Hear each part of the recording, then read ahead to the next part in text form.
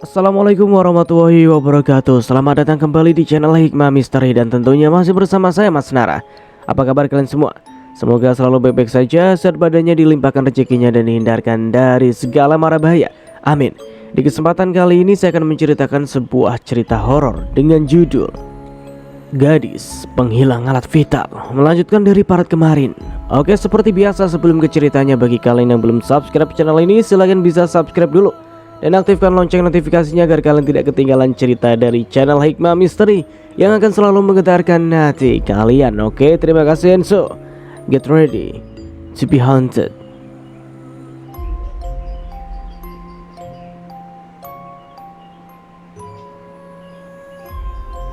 Mas Parto dan warga lainnya ke rumah sakit. Aku tidak mengenali lelaki itu, tetapi ada beberapa warga yang kenal dengannya. Mereka bilang kalau lelaki itu berasal dari kampung sebelah. Kejadian itu membuat kami semua bergidik ngeri. Aku juga merasa khawatir kalau orang itu akan mengalami nasib seperti suamiku yang tak tertolong nyawanya.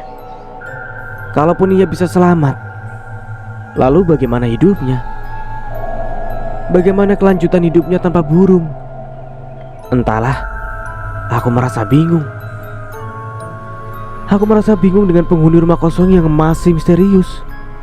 Mengapa sih ia harus selalu menghilangkan burung-burung lelaki yang mencoba masuk ke rumah itu? Tetapi Mas Eko dan Mas Parto tidak ia ganggu sama sekali. Keesokan harinya, terdengar kabar bahwa lelaki yang bernama Parmani itu bisa selamat, tetapi harus menjalani operasi yang biayanya tak sedikit. Kasihan sekali, karena ternyata operasi itu tak bisa mengembalikan burungnya. Entahlah bagaimana kelanjutan hidupnya tanpa burung. Malam itu terdengar suara pintu rumah diketuk, membuatku ketakutan. Saat itu suasana begitu sunyi dan senyap, karena tak ada lagi warga yang mau meronda, walaupun Pak RT telah memberi himbauan kepada mereka dengan tegas. Tetapi mereka lebih memilih untuk berdiam di rumah masing-masing daripada harus kehilangan barang pusaka yang paling penting bagi setiap lelaki. Tok tok tok tok. Pintu rumahku kembali diketuk dengan sangat keras. Aku sangat ketakutan dan bingung harus berbuat apa. Tiba-tiba anak bungsuku menangis tanpa sebab. Ia tampak ketakutan dengan mata yang membelalak ke atas. Astagfirullah, apa yang harus aku lakukan? Gumamku sambil mendekapnya dengan erat. Bersamaan dengan itu, suara ketukan pintu terdengar lebih nyaring. Tampaknya orang di luar bersikeras untuk dibukakan pintu. Dengan segenap keberanian yang ada, aku memberanikan diri untuk berjalan ke arah pintu sambil menggendong anakku yang terus menangis. Bolehkah saya minta air panas? Seketika aku ingin melompat saat melihat sosok wanita misterius yang telah menghilangkan burung suamiku juga Parman. Kamu yang telah menghilangkan nyawa suami saya? Seketika dia langsung menatapku dengan tatapan tajam. Sorot matanya begitu menyeramkan hingga membuatku ketakutan. Secepat kilat, aku langsung berlari menuju kamar, lalu menguncinya dengan rapat. Selain itu aku juga menutup pintu dengan lemari. Terdengar suara langkah wanita itu yang membuatku ketakutan. Suara langkahnya terdengar menuju ke dapur. Aku langsung menelpon Surti dan Mas Parto. Tapi sayangnya nomor mereka masih tidak aktif dari kemarin. Mungkinkah mereka ganti nomor? Tetapi mengapa Surti tak memberitahuku nomor barunya itu? Buk! Terdengar suara pintu depan yang dibanting dengan keras. Tampaknya wanita itu telah keluar dari rumahku. Kemunculannya sangat misterius, sehingga membuatku bingung untuk menyimpulkan apakah dia hantu atau manusia, karena aku melihatnya menapak di lantai. Aku langsung meraih ponsel dan baru terfikir untuk menelpon polisi. Karena walau bagaimanapun wanita itu telah menghilangkan nyawa suamiku, juga telah mencelakai Parman. Keesokan harinya polisi datang, tetapi mereka tetap tak menemukan siapapun di rumah itu. Semalaman wanita itu masuk rumah saya dan mencuri makanan di dapur, ucapku. Kenapa Anda tidak menangkapnya? Tanya polisi. Saya tak berani, Pak. Tadi malam saya langsung masuk kamar dan bersembunyi. Wanita itu tidak mencelakai saya. Dia hanya mengambil makanan di dapur. Bukankah Anda bilang kalau wanita meneror Anda dengan beberapa kali melempar kaca jendela rumah Anda? Tanyanya. Iya, tapi tadi malam tampaknya ia hanya menginginkan makanan di dapur. Para polisi tampak kebingungan karena di rumah kosong itu tidak ditemukan jejak keberadaannya. Bahkan para polisi tak menemukan piring kotor atau sisa-sisa makanan yang menunjukkan bahwa wanita itu tak tinggal di rumah kosong itu. Tapi menurut keterangan Mas Eko, dia sempat menemui wanita itu dan memberinya sate, ucapku. Setelah itu para polisi meminta kesaksian dari Mas Eko juga Parman yang kini telah siuman. Mereka bersaksi bahwa ada seorang wanita cantik yang tinggal di rumah itu. Tetapi anehnya para polisi tak bisa menemukan wanita itu, walaupun setiap sudut ruangannya telah digeledah. Keesokan malamnya, kembali terdengar suara derit pisau yang diseret di lantai teras rumah. Aku kembali ketakutan. Tetapi tiba-tiba muncul niat dalam hatiku untuk menemui wanita itu. Biarlah dia membunuhku, tetapi aku harus tahu apa alasan dia terus menerorku. Dengan segenap keberanian, aku berjalan keluar dari kamar menuju pintu depan. Namun tiba-tiba listrik mati hingga membuatku terkejut. Aku langsung mengambil senter yang telah kusiapkan, lalu berjalan keluar rumah. Tak ada siapapun di sana. Selain itu kulihat semua lampu tetangga yang tampak menyala. Hanya rumahku saja yang gelap. Aku langsung berjalan menuju meteran listrik dan langsung menyalakannya. Tiba-tiba terlihat sebuah coret-coret di lantai teras menggunakan warna merah seperti darah. Jangan ganggu suamiku. Lagi-lagi ancaman yang melarangku mengganggu suaminya. Semua itu membuatku sakit kepala. Sebenarnya siapa? Ini suami siapa yang kuganggu? Aku tak merasa telah mengganggu siapapun. Keesokan harinya aku kembali menelpon polisi dan melaporkan tulisan ancaman itu. Pak polisi juga melihat goresan memanjang di lantai yang tampaknya bekas benda tajam yang diseret. Aku juga melaporkan suara derit yang tampaknya orang misterius itu menyeret pisau di lantai hingga menimbulkan goresan itu. Aku juga tak melibatkan Mas Parto atau lelaki manapun. Aku mulai menjauhi siapapun yang berjenis kelamin lelaki. Rasanya aku mulai lelah dengan karangan untuk menjauhi suami orang. Padahal kenyataannya aku tak mendekati siapapun. Hari itu, Surti datang ke rumah untuk mengantar lauk. Ia bilang masak terlalu banyak, makanya ia mengantar sebagian untuk aku makan bersama anak-anak. Tumben, beberapa hari ini kamu gak menelpon atau main ke rumah? Tanyanya. Nomor kamu selalu tak aktif, ucapku. Aktif kok, jawabnya lalu mencoba menelponku. Rupanya nomornya masih nomor lama. Tetapi entah mengapa setiap kali aku menelponnya, nomornya tak pernah aktif, baik itu siang maupun malam. Surti, aku tak pernah mengganggu suami siapapun. Tiba-tiba aku angkat suara karena mulai merasa lelah dengan teror itu. Aku tahu, Mir. Aku juga sangat yakin kalau kamu itu wanita baik-baik, ucapnya sambil menepuk-nepuk pundakku dengan lembut.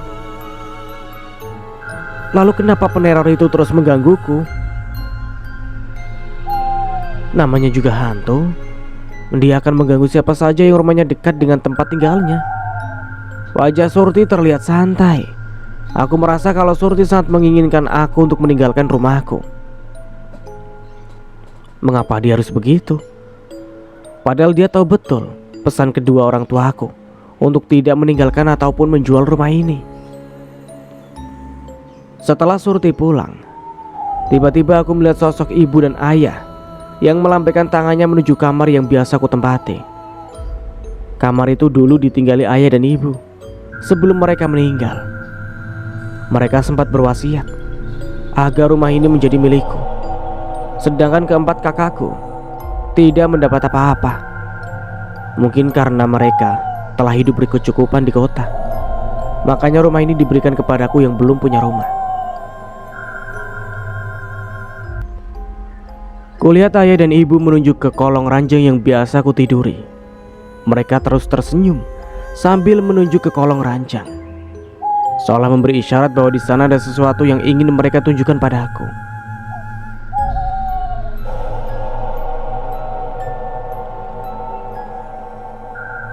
Aku tersentak kaget saat mendengar suara tangis anakku yang berusia 3 tahun. Aku merasa bingung saat ku sadari bahwa diriku tengah terbaring di depan televisi bersama anak-anak. Rupanya tadi aku ketiduran setelah Surti pulang, lalu memimpikan ayah dan ibu. "Mama tadi ngorok kenceng banget," ucap Yuda yang tengah mengerjakan PR, sementara adik-adiknya asyik menonton televisi. Aku hanya menggaruk-garuk kepala lalu tersenyum. Setelah itu, aku beranjak ke kamar dan melihat kolong ranjang. Mimpi tadi membuatku penasaran, seolah itu pertanda dari kedua orang tua aku. Aku segera menggeser ranjang berbahan kayu jati peninggalan kedua orang tuaku. Lalu kulihat ada beberapa keramik yang tampak ditandai dengan cat berwarna hitam. Karena penasaran, aku langsung mencongkelnya menggunakan pisau scrap. Keramik itu akhirnya bisa terbuka. Lalu tiba-tiba aku melihat seperti kayu yang ditutupi pasir. Aku segera menyibak pasir itu. Lalu kulihat sebuah peti kayu berbentuk persegi. Gegas ku angkat peti kayu itu lalu ku keluarkan. Sayangnya peti itu digembok dengan rapat. Tetapi tiba-tiba aku teringat sebuah kalung perak dengan liontin kunci yang diberikan ibu saat usiaku masih belasan tahun. Ibu pernah mewanti-wanti untuk menjaga kalung itu dengan nyawaku. Walaupun aku tak tahu kunci apakah yang menggantung di kalung itu. Aku mencoba membuka gembok di peti itu dengan kunci di kalungku. Lalu tiba-tiba peti itu bisa terbuka. Isi dari peti itu membuat mataku terbelalak. Rupanya di dalam peti itu ada beberapa perhiasan emas, juga uang kuno, juga sebuah surat. Aku segera meraih isi surat, lalu membacanya. "Mirna sayang, putri kandung ayah dan ibu satu-satunya. Pergunakanlah semua harta yang sengaja kami kumpulkan ini. Jualah perhiasan emas juga uang kuno peninggalan nenek buyutmu. Kami sengaja menyimpannya untuk masa depanmu. Tertanda ayah dan ibu yang sangat menyayangimu." Aku sangat terkejut saat membaca tulisan yang mengatakan bahwa aku adalah anak kandung mereka satu-satunya. Lalu bagaimana dengan keempat kakakku yang kini telah tinggal jauh di perantauan? Mungkinkah mereka bukan anak kandung ayah dan ibu? Jika memang iya, pantas saja ayah dan ibu mewariskan rumah ini untukku, hingga mereka semua cemburu padaku. Padahal kehidupan mereka telah berkecukupan dan memiliki rumah yang jauh lebih besar dari rumah ini. Setelah itu aku langsung berniat pergi ke pasar untuk menjual salah satu perhiasan emas itu, ya untuk biaya hidup kami sehari-hari. Sedangkan uang kuno juga perhiasan lainnya aku langsung kutaruh di tempat semula. "Yuda, tolong jaga Yoga dan Yuna. Mama mau ke pasar bersama Yuna," ucapku. Anak sulungku itu mengangguk. Lalu setelah itu aku langsung bersiap-siap dan berangkat membawa anak bungsuku yang mungkin saja akan menangis jika aku tinggalkan. Alhamdulillah, perhiasan emas itu bisa dijual berkali-kali lipat dari harga emas pada umumnya. Karena rupanya perhiasan emas itu lumayan antik karena keluaran lama. Selain itu memiliki kadar emas 24 karat. Setelah mendapat uang dengan nominal lumayan banyak, aku langsung belanja berbagai kebutuhan rumah tangga. Lalu setelahnya langsung pulang. "Mah, tadi ada kakak-kakak masuk sini. Dia ngambil nasi dan lauk dari dapur," ucap Yuda. "Kakak-kakak siapa?" tanyaku dengan wajah yang penasaran. "Orangnya tinggi, putih dan kurus. Dia masuk ke rumah kosong itu lewat kebun di sampingnya," jawaban Yuda membuatku semakin penasaran. Sebenarnya siapakah sosok perempuan itu? Mengapa ia berkali-kali menampakkan diri, tetapi keberadaannya tak bisa ditemukan oleh polisi? Apa mungkin dia memiliki pintu tembus ke dinding hingga bisa menghilang ketika polisi menggeledah rumah itu? Aku terlalu banyak menonton film kartun hingga bisa berpikir seperti itu. Gegasku berjalan ke dapur. Benar saja, sepiring lauk yang kutinggalkan telah hilang bersama piringnya. Namun anehnya, mengapa ya di rumah itu polisi tak menemukan piring atau gelas kotor? Padahal ia beberapa kali membawa perabotan makan dari rumahku. Keesokan harinya, aku melihat sebuah mobil travel berhenti tepat di rumah kosong itu. Aku langsung keluar untuk melihat siapa yang datang. "Kang Dedi," sapaku saat melihat seorang lelaki yang keluar dari mobil travel itu. Mirna, apa kabar? Lama tak bertemu," sapanya dengan ramah. "Alhamdulillah baik," jawabku. "Aku mendengar dari orang-orang katanya suamimu meninggal ya. Aku turut berbelasungkawa ya." "Suamiku dibunuh oleh penghuni rumahmu," sautku sambil menatapnya. "Kamu boleh masuk, Mir. Carilah dia jika memang dia ada di rumah ini," ucapnya sambil membukakan pintu untukku. Ada yang aneh. Mengapa pintu itu bisa dibuka dengan mudah? Padahal biasanya pintu itu terkunci dengan rapat, hingga Mas Parto harus mendobraknya terlebih dahulu untuk bisa masuk rumah ini. Aku segera melupakan soal pintu, lalu segera masuk untuk melihat sekeliling. Rumah itu tampak sangat kosong. Tak ada satu perabotan apapun, karena waktu itu aku melihat ibunya Kang Dedi mengangkut semua perabotan di rumah ini. "Tidak ada siapa-siapa kan?" tanya Kang Dedi sambil membuka semua pintu kamar, dapur, kamar mandi, bahkan gudang. Aku mengangguk walaupun sebenarnya aku masih merasa bingung dengan wanita misterius yang beberapa kali kutemui. "Kang Dedi, mau kembali menempati rumah ini ya?" tanyaku tiba-tiba saat ku tahu bahwa wanita misterius itu tak bisa kutemukan. "Iya, tapi paling cuma seminggu," jawabnya. "Rumah ini gak jadi dijual." Dulu Kang Dedi juga ibunya pernah menawar-nawarkan rumah ini, tetapi rumah ini belum juga laku karena harga yang diberikan Kang Dedi terlalu tinggi. Ditambah lagi istrinya meninggal di rumah itu, hingga membuat banyak orang berpikir 100 kali untuk membeli rumah itu. "Saya gak jual, sayang banget. Mending buat tabungan masa tua aja," sahutnya. Dengar-dengar Kang Dedi sudah menikah lagi. "Kok istrinya gak dibawa?" tanyaku. "Lain kali dibawa, kalau sekarang dia sedang banyak kesibukan," jawabnya. Setelah itu aku langsung pamit pulang. Tak enak juga berduaan dengan lelaki bukan muhrim.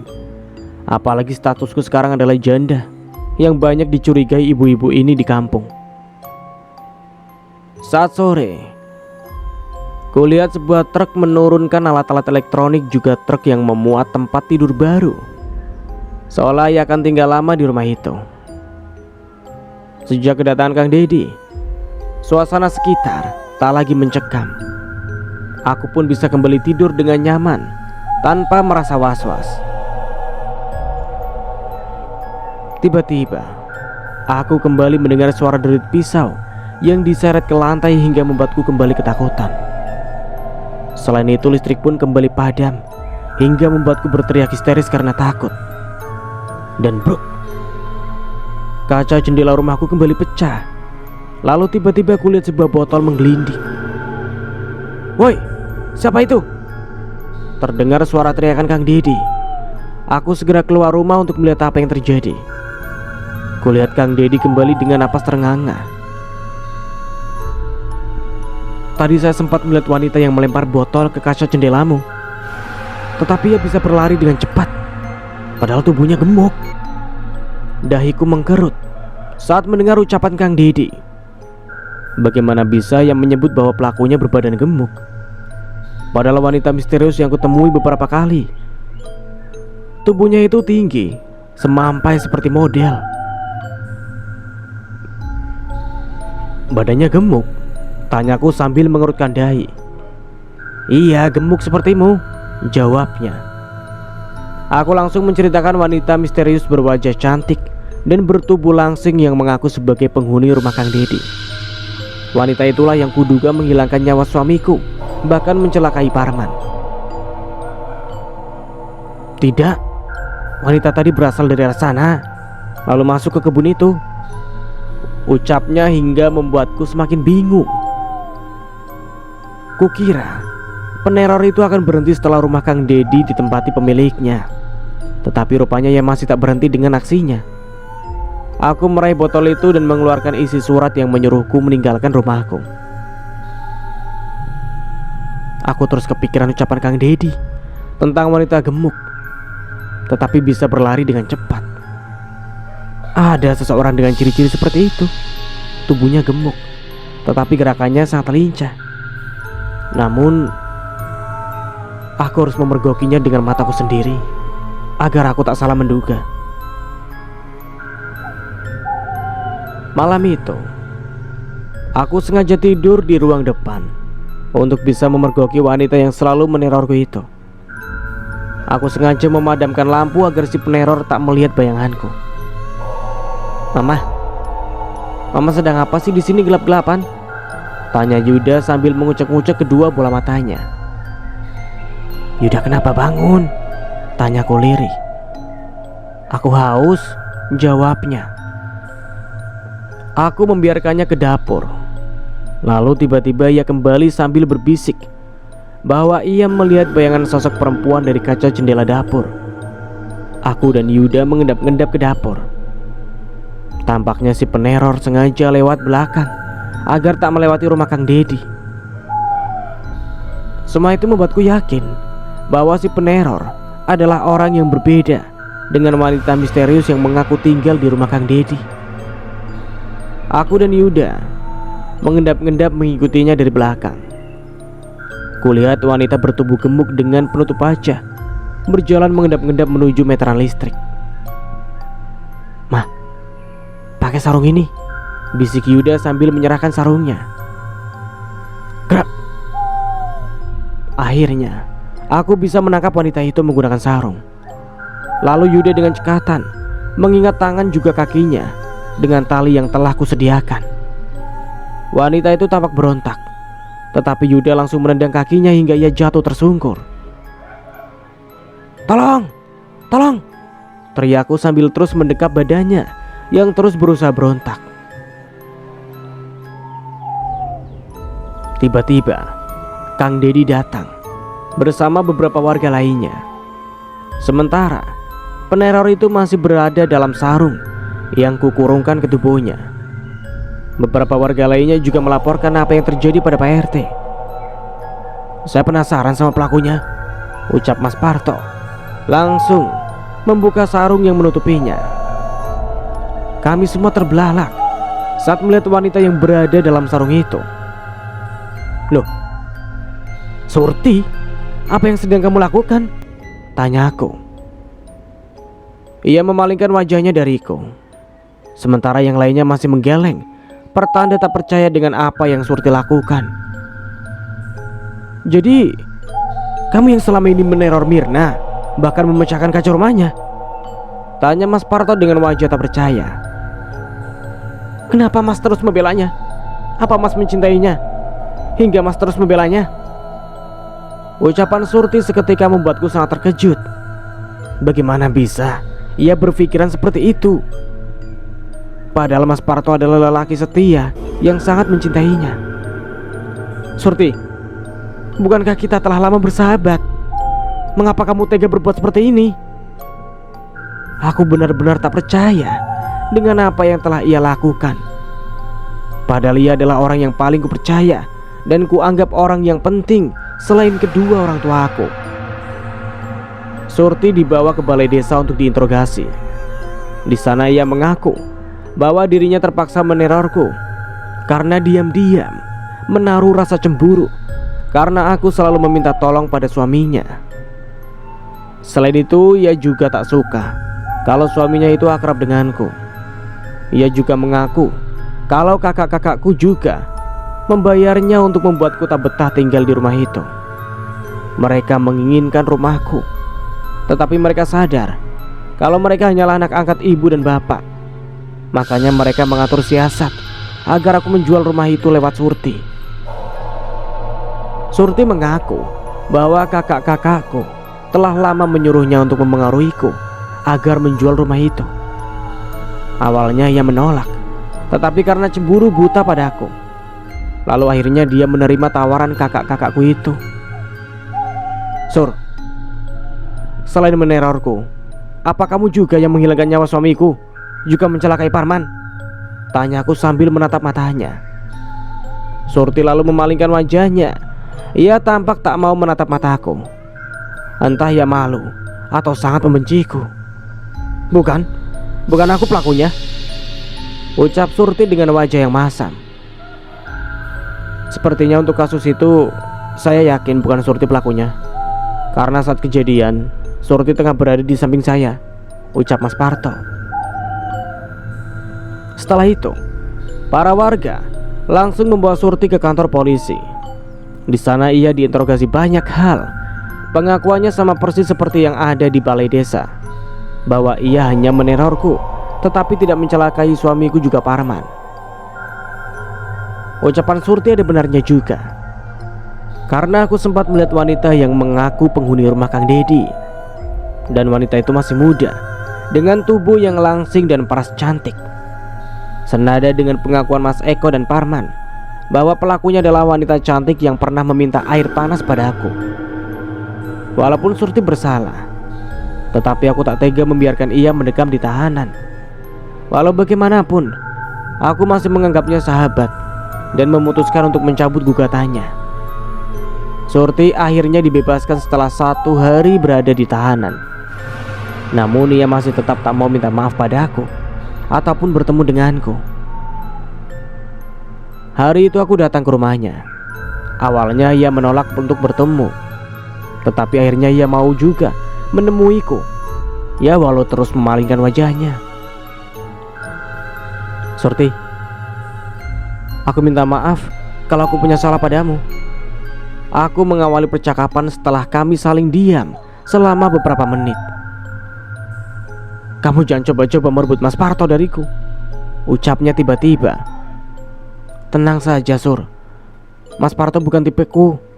Lagi pula dia lelaki setia yang sangat mencintaimu. Surti menatap mataku lekat-lekat. Sepertinya ia melihat sorot mataku, apakah aku jujur atau tidak. Sumpah demi Allah, aku ataupun Mas Parto tak saling menyukai. Tiba-tiba ia memelukku dengan erat sambil berderai air mata. Maafkan aku, Mir. Aku wanita yang bodoh karena menghancurkan persahabatan kita. Setelah itu kami saling berpelukan dan saling memaafkan. Setelah urusan dengan Surti selesai, aku langsung menelpon Teh Jamila yang telah menyuruh Surti mempengaruhiku agar menjual rumah itu. Aku tak mengerti apa yang ada dalam pikiran kakakku hingga melakukan hal itu. Padahal ia telah menikah dengan suami kaya dan telah memiliki rumah besar dan nyaman.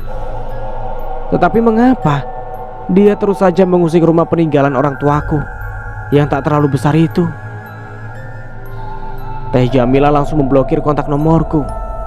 Jangankan untuk meminta maaf, bahkan sekedar menjelaskan apa kemauannya pun tampaknya ia enggan. Saat malam tiba, aku tak sengaja mendengar suara Kang Dedi yang tengah mengobrol dari rumahnya, entah dengan siapa. Karena penasaran, aku langsung mendekati rumah itu dan menempelkan telinga di tembok untuk mendengar percakapan mereka. Tiba-tiba lampu terasnya mati hingga membuatku terkejut. Lampu dalam rumahnya pun mendadak mati. Selain itu, suasana pun terasa senyap. Tampaknya mereka mengetahui keberadaanku sehingga menghentikan obrolan mereka.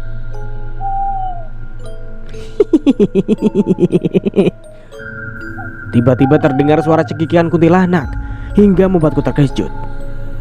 Sesosok wanita berdasar putih dengan rambut panjang yang menutupi wajahnya tiba-tiba muncul dan berjalan mendekatiku.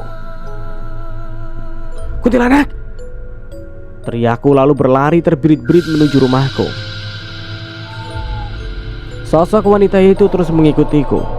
Bahkan setelah aku menabrak pagar, bahkan terjerembab hingga wajahku terasa sakit. Sosok wanita itu tak juga menghilang. Setelah menyaksikan kesialan yang terjadi padaku, ia terus menatap ke arahku. Lalu tiba-tiba ia tertawa cekikikan hingga membuat bulu kuduku meremang.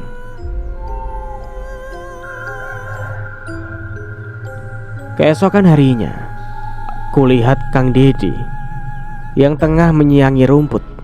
Tiba-tiba ia menoleh ke arahku saat menyadari keberadaanku yang tengah memperhatikannya sejak tadi. Ia tersenyum lalu menyapaku dengan wajah yang santai, seolah tak tahu apa yang telah terjadi semalaman padaku. "Halo Mir, pagi-pagi ngelamun aja," sapanya. Aku langsung berjalan mendekati lelaki berkulit sawo matang itu yang kini memangkas dahan pohon jambu kristal. "Kang Dedi, semalam saya dikejar kuntilanak." Aku memberanikan untuk bercerita, walaupun tanggapannya mungkin akan menertawakanku.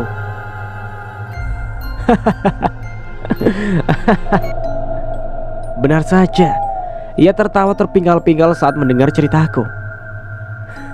"Di mana?" tanyanya setelah tertawa begitu lama sambil keluar air mata. "Kuntilanak penghuni rumah Kang Dedi," sahutku. "Kok kuntilanak itu gak pernah nemuin saya? Padahal lumayan buat nemenin selama saya tinggal di sini," sahutnya dengan santai. Aku hanya menggeleng. Benar juga. Mengapa kuntilanak itu tidak mengganggunya? "Semalaman Kang Dedi ngobrol sama siapa ya?" tanya aku.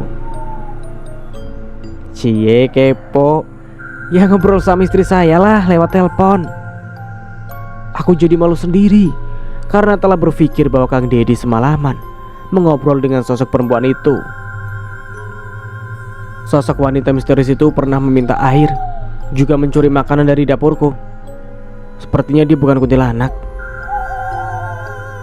Kang Dedi hanya menggeleng dan berkali-kali menegaskan bahwa ia sama sekali tak tahu dengan sosok perempuan misterius itu. Bahkan ia berani bersumpah bahwa perempuan itu tak ada di rumahnya. Tiba-tiba kulihat sebuah mobil polisi berhenti di depan rumah Kang Dedi. Beberapa polisi datang lalu mengambil Kang Dedi. "Apa Anda pemilik rumah ini?" tanyanya. "Iya," jawab Kang Dedi. "Di rumah ini terjadi 2 kali tindak penganiayaan. Bahkan salah satunya menimpa suami saudari Mirna hingga menghilangkan nyawanya," ucap polisi sambil melirik ke arahku. "Selama ini saya tinggal di Kalimantan. Rumah ini saya biarkan kosong karena istri saya sudah meninggal. Selain itu juga saya juga udah menikah di Kalimantan," jawab Kang Dedi. Lalu polisi menanyakan keluarga Kang Dedi. Lelaki berambut gondrong itu menceritakan bahwa keluarganya yang tinggal di kota ini hanya ibunya, sedangkan saudara lainnya tinggal di Kalimantan. Kang Dedi juga menunjukkan tiket pesawat dengan tanggal penerbangan yang membuktikan bahwa Kang Dedi masih berada di Kalimantan saat semua tragedi itu terjadi. Menurut kesaksian saudara Parman yang telah kehilangan alat vitalnya di rumah ini, ada sesosok wanita misterius yang memotong alat kelaminnya menggunakan pisau. Lagi-lagi Kang Dedi hanya menggeleng dengan wajah yang santai, seolah tak mengetahui apapun. Setelah itu, para polisi meminta izin untuk kembali menggeledah rumahnya. Kang Dedi langsung mengizinkan dan mempersilahkan mereka masuk. Hasilnya masih sama. Para polisi itu tidak menemukan jejak wanita misterius itu. Setelah itu para polisi itu pun pamit undur diri. Sedangkan aku masih termenung menatap perabotan di rumah itu yang kembali lengkap. Padahal Kang Dedi akan kembali meninggalkan rumah itu. Mengapa rumah itu harus dipenuhi dengan perabotan? Setelah itu, aku langsung pulang dan mengerjakan rutinitas harianku. 1 jam berlalu. Tiba-tiba terdengar suara motor yang berhenti di depan rumah Kang Dedi. Kulihat dari balik gorden, seorang pegawai minimarket mengantarkan beberapa kantung kresek belanjaan yang sangat banyak. Aneh sekali. Padahal hari itu Kang Dedi bilang akan menempati rumah itu hanya seminggu. Sepertinya esok ia akan kembali ke Kalimantan. Lalu untuk apa ia berbelanja begitu banyak hingga beberapa kantung kresek penuh? Saat malam tiba, tercium aroma sate dari depan rumah. Kulihat Kang Dedi tengah berbincang-bincang bersama Mas Eko, pedagang sate berkumis tebal itu. Anak-anak, Mama mau beli sate sebentar ya. Jangan kayak waktu itu mah, lama banget sampai kami ketiduran, saut Yuda. Oke, jawabku sambil mengedipkan mata. Setibanya di sana, kulihat Mas Eko tengah mengipasi deretan tusuk sate di atas bara yang tampaknya berjumlah lebih dari 30 tusuk. Aneh sekali, padahal dia tinggal sendiri. Tetapi mengapa terus-menerus membeli makanan dengan jumlah yang banyak? Saya beli satenya 25 tusuk saja, sautku. Siap, nanti setelah Kang Edi ya, saut Mas Eko. Sebenarnya malam itu saya pernah mengantar sepiring sate ke rumah ini untuk cewek cantik yang mengaku bernama Rere. Masa? Rere siapa ya? Saya nggak kenal, ucap Kang Dedi dengan wajah santai. Mas Eko langsung termenung dan merasa heran. Tampaknya ia memiliki pemikiran yang sama, yaitu merasa heran dengan penampakan wanita misterius yang kadang ada, kadang menghilang. Wanita misterius itu juga pernah meminta air, bahkan mencuri makanan dari dapur saya, sahutku. Masa? Kok aneh ya? Masa hantu bisa nyuri makanan? Ekspresi wajahnya masih terlihat santai menanggapi semua ceritaku, seolah antara percaya dan tidak. Setelah pesanan satenya siap, Kang Dedi langsung membayar lalu masuk rumah. Tiba-tiba kulihat Mas Eko seperti kurang fokus menyiapkan sate pesananku.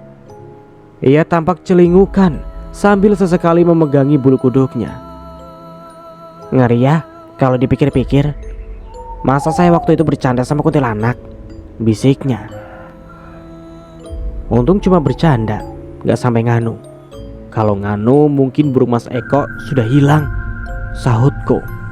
Hus, jangan ngomong sembarangan, ucapnya sambil memegangi celana bagian depannya. Fokus saja membakar sate, anak-anak saya sudah lapar, ucapku. Ia mengangguk lalu mulai membalikkan deretan sate itu. Sebenarnya saya masih ragu kalau Rere itu demit. Soalnya saya melihat jelas kalau dia itu napak di lantai, ucap Mas Eko. Sama, saya juga pernah melihat dia napak di lantai. Dia seperti manusia, ya manusia biasa bukan setan. Tetapi malam kemarin saya sempat dikejar kuntilanak dari rumah ini. Wajahnya serem banget. Beda sama wanita cantik yang meminta air panas dan mencuri makanan di dapur saya. Wanita itu memang sangat misterius dan membingungkan jika dia manusia. Tetapi mengapa ia bisa bersembunyi seperti bunglon yang sulit dicari keberadaannya? Kalau dia setan, masa dia butuh makanan hingga beberapa kali mencuri makanan di dapurku? Sejak Kang Dedi menempati rumah ini lagi, wanita misterius itu tak pernah lagi mengetuk pintu rumahku untuk meminta air panas ataupun mencuri makanan. Mungkinkah karena Kang Dedi telah menyiapkan semua keperluannya sehingga ia tak lagi berkeliaran keluar rumah. Tiba-tiba terdengar suara cekikikan dari dalam rumah Kang Dedi hingga membuat kami terkejut. Mas Eko langsung menyerahkan sate pesananku, lalu lari terbirit-birit sambil mendorong gerobaknya. Padahal aku belum sempat membayar. Aku pun segera meninggalkan rumah itu karena semakin lama suasana terasa semakin mencekam. Sebenarnya siapakah sosok wanita misterius itu? Kalau hantu istrinya Kang Dedi, rasanya bukan, karena aku sempat akrab dengannya dan mengenali wajahnya. Apakah Kang Dedi menyembunyikan wanita di rumahnya? Tetapi bagaimana caranya wanita itu bisa selalu hilang setiap kali polisi mencarinya? Bahkan saat penggeledahan itu, beberapa polisi lain mengepung dari kebun samping dan belakang rumah untuk memastikan siapa tahu wanita itu keluar dari arah samping atau belakang. Namun, ternyata mereka tak bisa menemukan keberadaan wanita itu, walaupun semua pintu sebelumnya telah terkunci dengan rapat.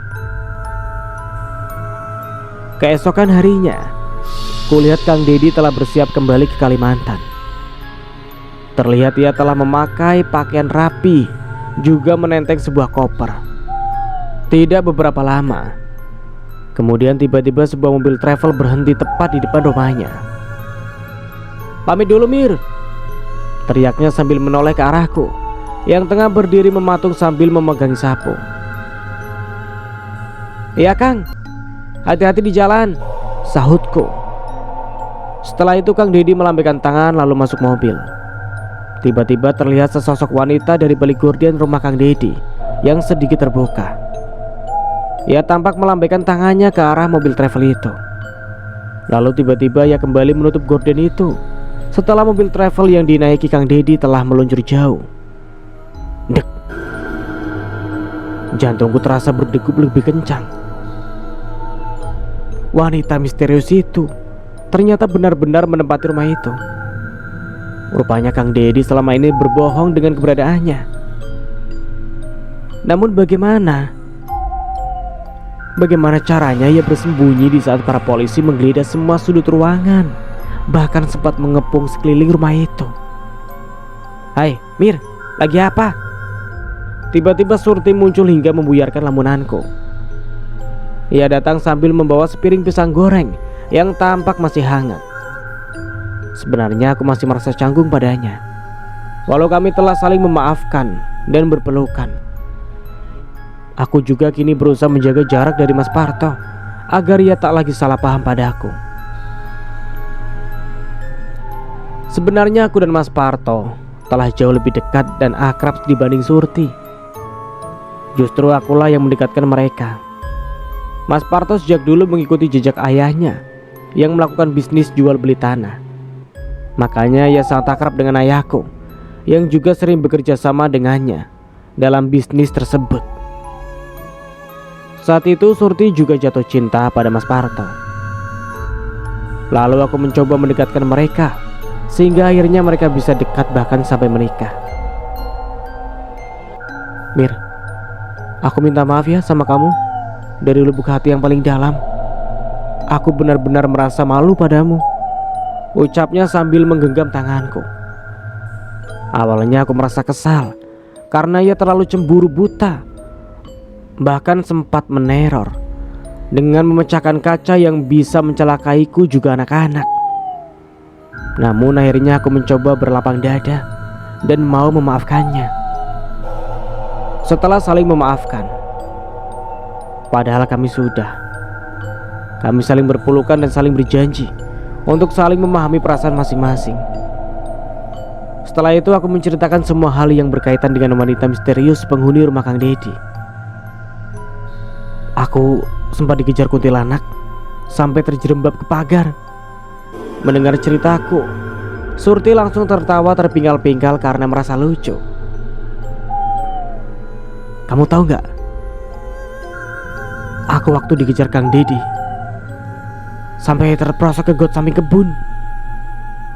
Giliranku yang tertawa terpingkal-pingkal saat mendengar ceritanya. Hah, pantas saja malam itu Kang Dedi bilang kalau wanita yang ternyata Surti itu tiba-tiba menghilang di kebun. Rupanya dia masuk got. Kami lumayan lama bercerita tentang wanita misterius itu. Saat aku bilang kalau wanita itu pernah mencuri makanan di rumahku, tiba-tiba Surti menduga kalau wanita itu bukan hantu, melainkan seseorang yang berjiwa psikopat. Kamu tenang saja, Mir. Tampaknya dia hanya mengincar lelaki hidung belang, ucap Surti. Aku merasa lumayan lega saat mendengarnya, karena ucapannya ada benarnya juga. Buktinya Mas Eko dan Mas Parto bisa selamat karena mungkin mereka tak sekurang ajar suamiku juga Parman. Oh ya, soal lelaki bernama Parman itu kini ia tengah depresi karena kehilangan burungnya. Bahkan istrinya pun sampai menggugat cerai. Ya karena Parman sudah tak berguna lagi sebagai lelaki. Cerita itu dengan cepat beredar ke seluruh pelosok desa, hingga tampaknya para lelaki hidung belang kini lebih berhati-hati dalam bersikap. Mir, kita selidiki wanita itu yuk, ajaknya. Aku mengangguk, lalu janjian untuk bertemu nanti setelah semua pekerjaan rumahku selesai, juga jika anak-anakku telah tidur siang. Sayur! Terdengar suara teriakan tukang sayur dari depan rumah Surti. Tukang sayur itu hanya berani mangkal sampai rumah Surti dan tak berani melintasi depan rumahku, karena katanya takut sama kuntilanak pemakan burung yang tinggal di depan rumahku. Cerita itu memang terkenal kemana-mana, hingga membuat banyak lelaki tak berani berkeliaran di depan rumahku, walaupun di siang hari. Mirna, kamu tak takut tinggal di rumahmu yang dekat dengan rumah demit pemakan burung? Tanya tukang sayur itu saat aku tengah memilah-milah sayuran bersama Surti dan ibu-ibu lainnya. Kuntilanaknya gak ganggu perempuan, dia cuma ganggu lelaki hidung belang, sahutku. Nih, kuntilanaknya sudah dijinakan sama Mirna, sahut ibu sambil melirik sinis ke arah Surti. Sikap ibu-ibu langsung sinis pada Surti sejak kejadian penangkapan malam itu. Tetapi aku mencoba meyakinkan mereka kalau Surti sedang khilaf dan jangan terus dibully. Seburuk apapun Surti, setidaknya dia selalu ada di saat aku butuh. Sedangkan ibu-ibu itu hanya bisa menyalahkan Surti, padahal dulu mereka juga selalu membela-bela kakakku yang selalu membuliku. Sejak kecil, aku dan keempat kakakku tak pernah akur. Mereka sering menjahili bahkan membuliku. Setiap kali ayah dan ibu membela aku, mereka berempat malah semakin membenciku. Mirisnya, semua tetangga malah membela mereka. Padahal kenyataannya, mereka semua hanyalah anak angkat ayah dan ibu yang merasa tersaingi dengan keberadaanku yang anak kandung ayah dan ibu. Daging ayamnya jangan dipelototin terus, ucap tukang sayur hingga membayarkan lamunanku. Aku segera menyuruh tukang sayur itu untuk membungkuskan daging ayam, juga sayur dan buah-buahan. Aneh, janda gak kerja tapi uangnya banyak terus, celetuk Bu Kokom yang tadi sinis pada Surti dan seolah membela aku. Tetapi kini ia malah seakan nyinyir padaku setelah Surti pergi. Saya punya uang warisan, jawabku lalu pergi meninggalkan mereka yang masih saling berbisik. Setelah menyelesaikan semua pekerjaan rumah, juga mengurus anak-anak, tiba-tiba Surti kembali datang, lalu mengajakku menyelidiki rumah itu. Kami berdua berjalan mengendap-endap untuk pergi ke sana. Semua gorden di rumah itu tertutup rapat. Tetapi tiba-tiba kami mencium aroma masakan dari dalam. Lalu tiba-tiba terdengar wanita yang batuk-batuk dari dalam. Aku langsung menelpon polisi agar mereka membantuku untuk kembali mengepung rumah itu. Surti juga meminta bantuan Mas Parto untuk menunggu di belakang rumah. Siapa tahu ia kabur lewat sana. Lumayan lama polisi datang. Lalu setelah mereka datang, aku langsung menceritakan bahwa Kang Dedi telah kembali ke Kalimantan. Setelah itu, polisi langsung mendobrak pintu dan menyuruh semua anggotanya untuk berpencar dan mencari ke seluruh sudut ruangan.